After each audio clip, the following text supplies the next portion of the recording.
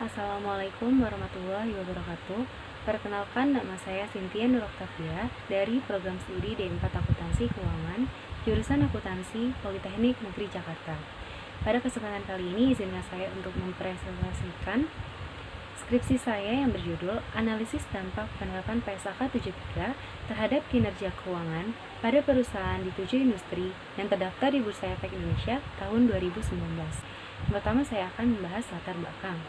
Pengadaan aset tetap dapat dilakukan melalui pembelian tunai, angsuran, donasi, maupun sewa. Pengadaan melalui sewa banyak dimanfaatkan oleh perusahaan untuk memaksimalkan labanya. Salah satunya yaitu dengan menggunakan sewa operasi sebagai strategi untuk mengurangi hutang dalam laporan keuangan atau biasa disebut dengan off-balance sheet.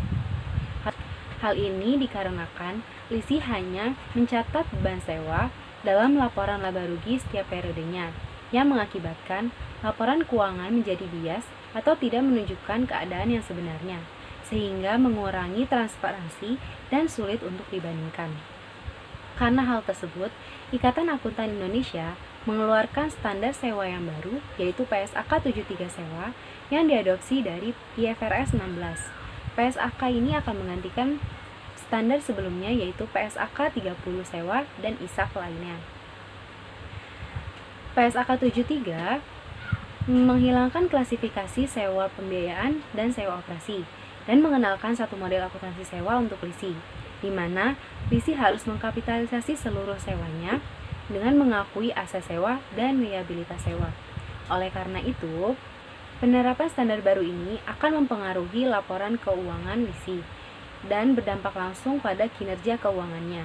Kinerja keuangan dapat diukur melalui analisis rasio keuangan. Menurut IASB, rasio keuangan yang akan berdampak yaitu current ratio pada rasio likuiditas, return on asset dan return on equity pada rasio profitabilitas, debt to equity ratio dan debt to asset ratio pada rasio solvabilitas, dan aset turnover pada rasio aktivitas. IASB dalam efek analisis juga menyebutkan terdapat 10 industri yang paling berdampak atas penerapan standar baru ini, yaitu industri penerbangan, retail, perjalanan dan liburan, transportasi, telekomunikasi, energi, media, distribusi, teknologi informasi, dan layanan kesehatan. Namun di Indonesia, hanya 7 dari 10 industri tersebut yang menyediakan informasi mengenai komitmen sewa operasi.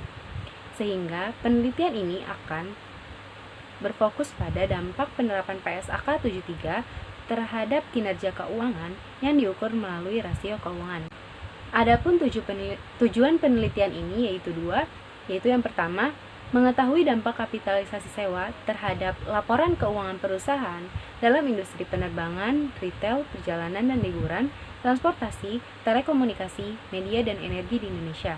Yang kedua, mengetahui dampak kapitalisasi sewa terhadap kinerja keuangan yang dinilai melalui rasio keuangan perusahaan dalam industri penerbangan, retail, perjalanan dan liburan, transportasi, telekomunikasi, media dan energi di Indonesia. Dalam PSAK 30, sewa diklasifikasikan menjadi dua, yaitu sewa pembiayaan dan sewa operasi.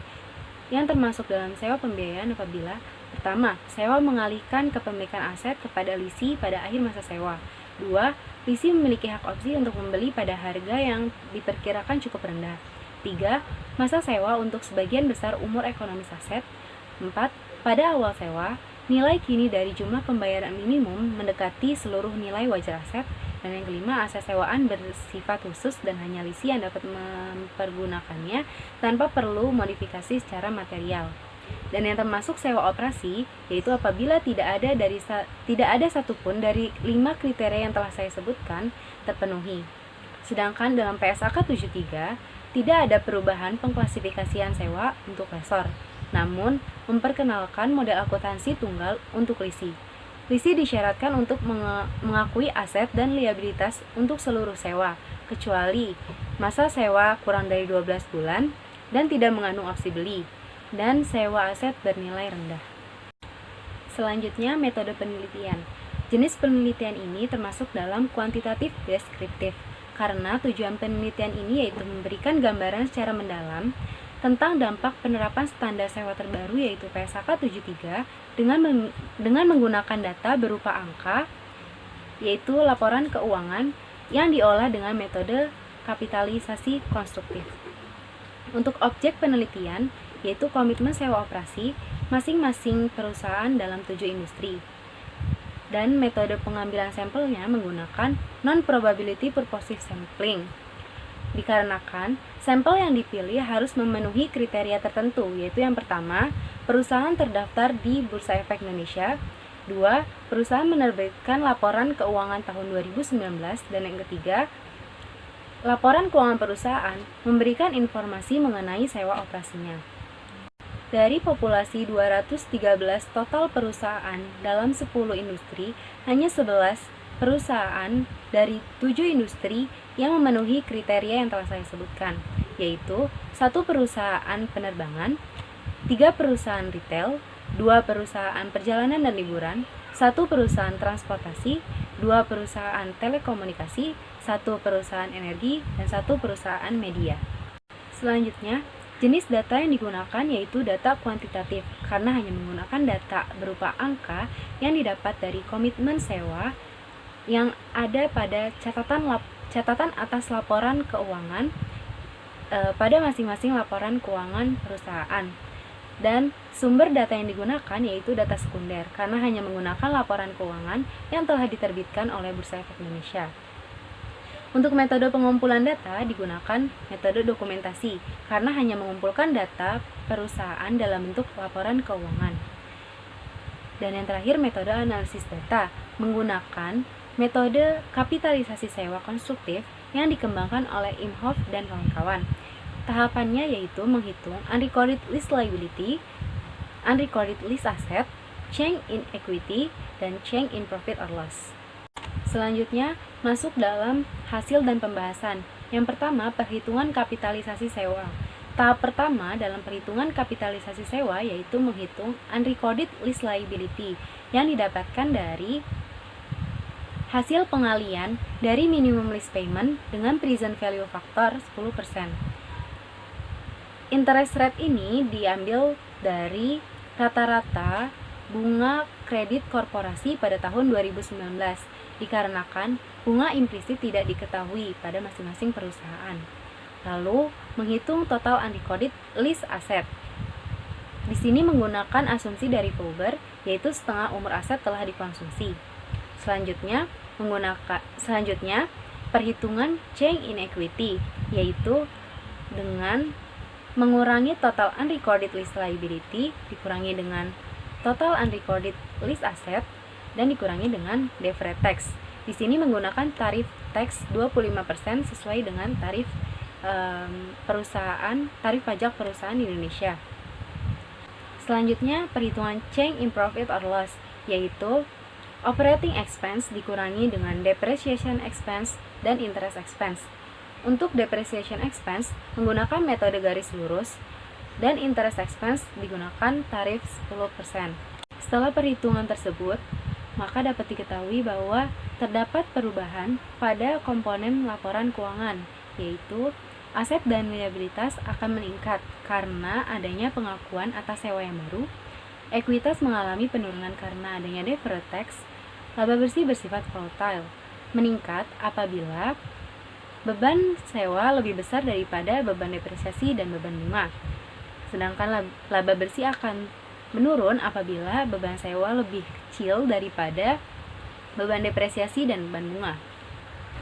Dapat dilihat pada tabel, PT Garuda Indonesia merupakan perusahaan yang paling terdampak laporan keuangannya karena peningkatan dan penurunannya tergolong besar. Hal ini dikarenakan proporsi sewa operasi pada PT Garuda Indonesia sangat besar dibandingkan dengan perusahaan lainnya. Selanjutnya, masuk dalam analisis dampak penerapan PSAK 73 terhadap rasio keuangan. Rasio yang pertama dia bahas yaitu current ratio pada rasio likuiditas. Current ratio pada seluruh perusahaan akan mengalami penurunan. Hal ini dikarenakan liabilitas lancarnya naik, namun aset lancar tetap. Penurunan tertinggi terjadi pada PT Sari Melati Kencana dan penurunan terendah yaitu PT Perusahaan Gas Negara. Rasio kedua yang akan dibahas yaitu return on asset dan return on equity pada rasio profitabilitas. Pada return on asset, perubahan bersifat tidak pasti. Return on asset akan meningkat apabila kenaikan aset diikuti dengan kenaikan laba. Namun, return on asset akan menurun apabila aset meningkat namun labanya turun. Perusahaan dengan kenaikan ROA tertinggi yaitu PT Garuda Indonesia sebesar 899%. Perubahan besar ini dikarenakan laba PT Garuda naik sangat besar, yaitu lebih dari 1000%, sedangkan asetnya naik hanya sebesar 77%. Sedangkan penurunan tertinggi pada ROA terjadi pada PT Graha Layar Prima.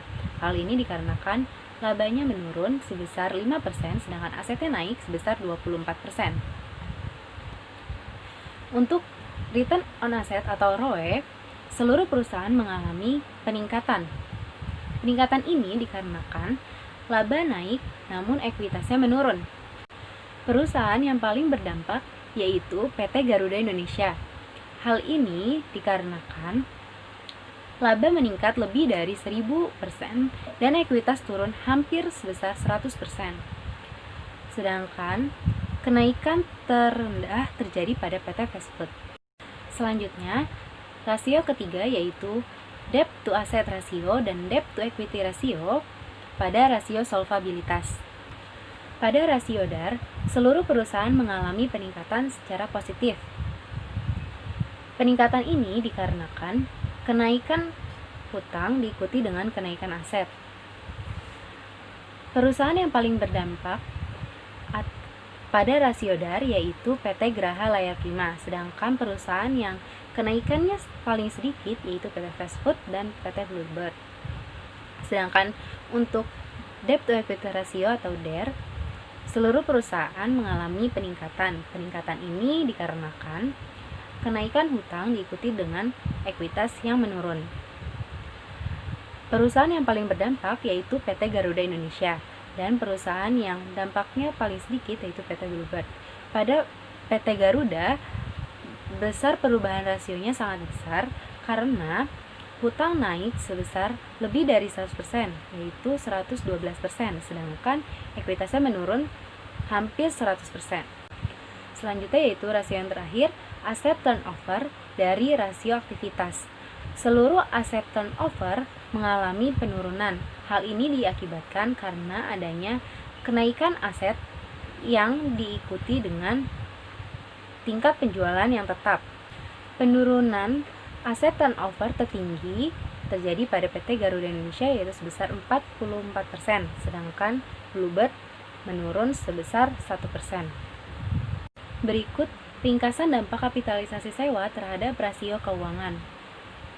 Ada dua rasio yang mengalami penurunan yaitu current ratio dan asset turnover. Sedangkan 4 rasio lainnya rata-rata mengalami peningkatan. Dari hasil pembahasan tadi dapat diambil kesimpulan yang pertama, dampak penerapan PSAK 73 pada laporan keuangan yaitu aset dan liabilitas meningkat. Peningkatan ini dikarenakan adanya pengakuan sewa baru. Lalu yang kedua, ekuitas mengalami penurunan karena adanya deferred tax dan laba rugi tidak bersifat pasti atau volatile. Hal ini bergantung pada besaran beban sewa terhadap beban depresiasi dan beban bunga. Lalu, dampak penerapan PSAK 73 pada rasio keuangan, yaitu current ratio dan asset turnover mengalami penurunan. ROE, DAR, dan DER mengalami peningkatan, sedangkan ROA tidak bersifat pasti.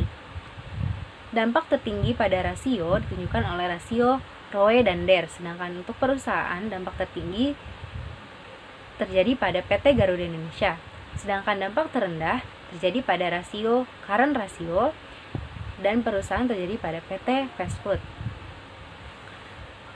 Saran, perusahaan diharapkan dapat segera menerapkan PSAK 73 agar laporan keuangan dapat mencerminkan keadaan yang sebenarnya, sehingga dapat membantu pengambilan keputusan secara tepat. Dan yang kedua, karena penelitian ini memiliki beberapa keterbatasan, maka peneliti selanjutnya diharapkan menggunakan jenis industri lain, memperluas cakupan rasio, ataupun menggunakan alat ukur kinerja lainnya. Sekian hasil pemaparan yang dapat saya sampaikan. Kurang lebihnya mohon maaf. Wassalamualaikum warahmatullahi wabarakatuh.